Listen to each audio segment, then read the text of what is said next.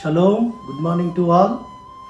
ఈరోజు అనుదిన కృపలో భాగంగా పరిశుద్ధ గ్రంథం నుంచి లేవియా కాండము 26వ అధ్యాయము 12వ వచనము. నేను మీ మధ్య నడిచేదను, మీకు ఎలోహింన ఇందును. అవును, మన ఎలోహింన యెహోవా మన మధ్య నడిచే నాదుడు. ఆయనను సేవిస్తున్న ఆయన ప్రజల మధ్యలో ఆయన నడిచి వారిని అద్దరికి చేర్చే నాదుడు. మన పితరులైన ఇజ్రాయేలుతో అలనాడు పరమ తండ్రి వారి మధ్యలో నివాసం చేసి వారితో నడిచి వారిని పరమ తండ్రి పాలుతులో ప్రవహించే దేశమునకు వారిని చేరుస్తూ వచ్చాడు. ఈనాడు కూడా పరిశుద్ధాత్ముడిగా మన మధ్యలో నివాసం చేస్తూ ఆయన మనతో నడుస్తూ మనల్ని బలపరిచే నాదుడు ఆయన. కాబట్టి మన కష్టాల్లో ఉన్నప్పుడు, మన శ్రమల్లో ఉన్నప్పుడు, మన బాధల్లో ఉన్నప్పుడు ఆ పరమ తండ్రి మనల్ని ధైర్యపరిచి మనల్ని ముందుకు నడిపించే నాదుడు ఆయన.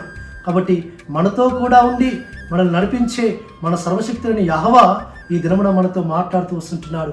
నేను మిమ్మల్ని నడిపిస్తాను, నేను మీ మధ్యలో నడుస్తాను అంటున్నాడు. నేను మిమ్మల్ని అనాథగా విడువను, ఎడబాయను, నేను మీకు తోడుగా ఉంటానని ఆయన వాగ్దానం ఇస్తుంటున్నాడు. ఆ వాగ్దానమును ఆయన నెరవేర్చే నాదుడు.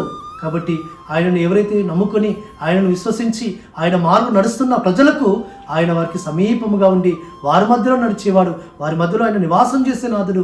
వారిని ఆయన ధైర్యపరిచి బలపరిచి ముందుకు నడిపించే నాదుడు ఎలోహిమైన యెహోవా. కాబట్టి వారి యొక్క ప్రార్థనలు ఆలకించి వారి మధ్యలోకి ఆయన దిగివచ్చి వారితో కూడా ఉండి వారిని నడిపించి ఆయన వారిని అద్దరికి చేర్చి వారిని ఆయన విస్తరింపచేయగలవాడు. ఆయన నడిపించే నాదుడు ఆయన. కాబట్టి అట్టి విధంగా ఆ పరిశుద్ధాత్మ తండ్రి మన మధ్యలో ఉండి ఆయన మనల్ని ముందుకు నడిపించును గాక. ఆమేన్. ప్రార్థన చేసుకుందాం.